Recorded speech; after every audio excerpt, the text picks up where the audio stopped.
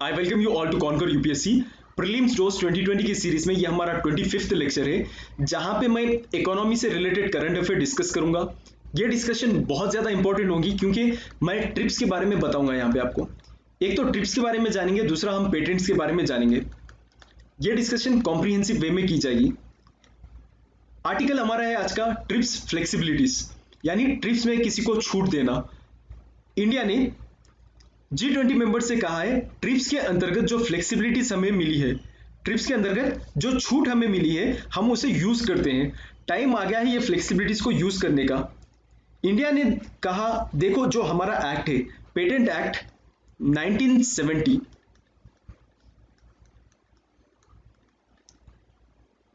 उसके अंतर्गत हमें फ्लेक्सिबिलिटीज मिलती है क्योंकि सभी को एसेंशियल मेडिसिन, एसेंशियल ट्रीटमेंट और एसेंशियल वैक्सीन की जरूरत है। क्यों जरूरत है? क्योंकि कोविड-19 पैंडेमिक चल रहा है। अगर फ्लेक्सिबिलिटीज लाएंगे तो अफोर्डेबल प्राइस पर सभी मुल्क को ये वैक्सीन अवेलेबल होगी कम रेट में, अफोर्डेबल प्राइस पर।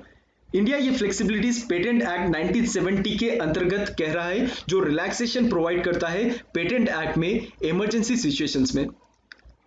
देखिए रीजन क्या है जो इंडिया G20 मेंबर से कह रहा है कि भाई हम ये फ्लेक्सिबिलिटीज एनेबल करेंगे। डायरेक्टली इंडिया क्यों एनेबल नहीं कर रहा है? सपोज करिए कोई कंट्री कोविड-19 के लिए वैक्सीन तैयार कर लेती है तो उसके पेटेंट मिलता है उसको।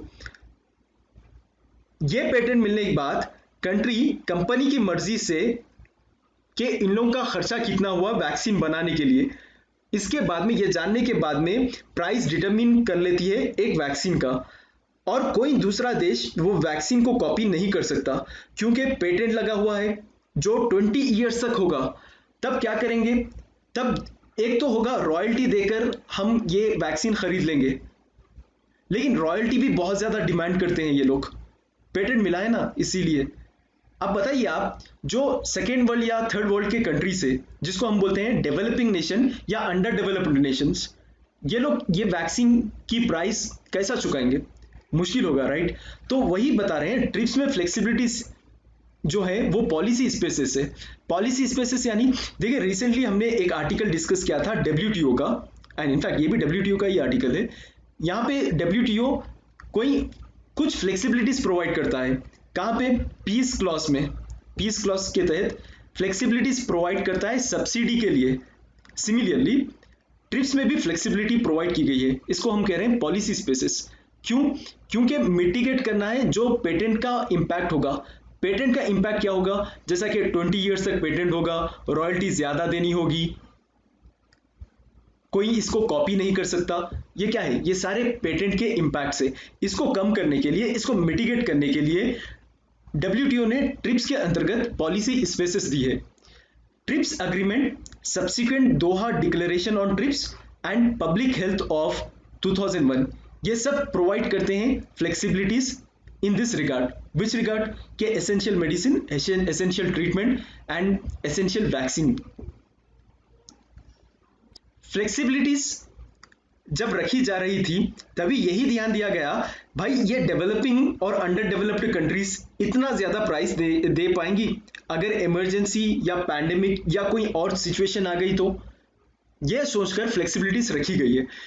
ट्रिप्स कॉम्पेटिबल नॉर्म्स ये कह रहे हैं कि देखिए अगर आप पब्लिक पॉलिसीज के लिए specific field like access to pharmaceutical products या बायोडाइवर्सिटी के प्रोटेक्शन के लिए या मैक्रो इकोनॉमिक के इस्टेब्लिशमेंट के लिए या institutional conditions that support economic development के लिए, अगर ये चीजों में आप कुछ फ्लेक्सिबिलिटीज लेना चाह रहे हैं तो ये एग्रीमेंट के अंतर्गत ट्रिप्स कॉम्पैटिबल नॉर्म्स के अंतर्गत आपको ये फ्लेक्सिबिलिटीज मिल जाएगी।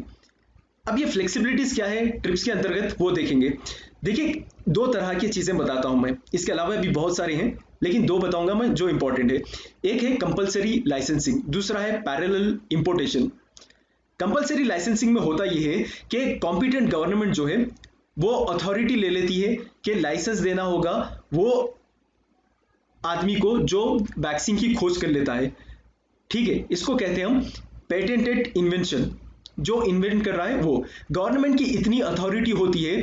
देखिए अगर ये पर्सन है, ये इन्वेंट कर लेता है वैक्सीन, कंट्री क्या करेगी, जब अप्रूवल के लिए आएगा ये कंट्री अपनी खुदी से ये पेटेंट्स राइट नहीं देगी उसको, ठीक है। Without the consent of the patent holder government करेगी ये दूसरे डेवलप्ड अंडर डेवलप्ड या डेवलपिंग नेशन को ये वैक्सीन एक्सपोर्ट कर सकती है, दे सकती है। सिमिलरली पैरेलल इंपोर्टेशन में क्या होगा, यहाँ पे कंट्री भी रोल प्ले करेगी और इंडिविजुअल भी रोल प्ले करेगा। इंडिविजुअल चाह रहा है कि डेवलपिंग या लीस्ट डेवलप कंट्रीज को ये वैक्सीन प्रोवाइड करना है, तब ये कर सकता है। और कंट्री भी विद कंसेंट और विदाउट कंसेंट पेटेंट होल्डर के ये वैक्सीन दूसरे कंट्रीज को सप्लाई कर सकती है।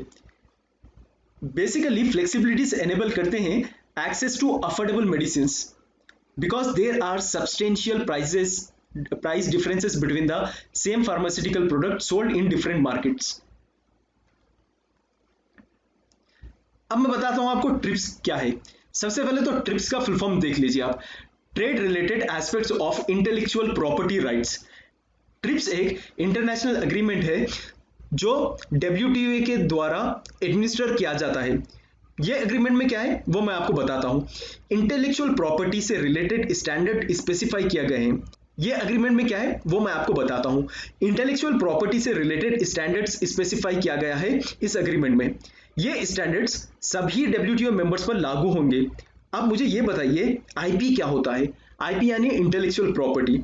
इंटेलेक्चुअल प्रॉपर्टी यानी हमारे माइंड की क्रिएशन। अब ये क्रिएशन कोई दूसरा कॉपी नहीं करना, इसीलिए पेटेंट राइट दिया जाता है, ठीक है।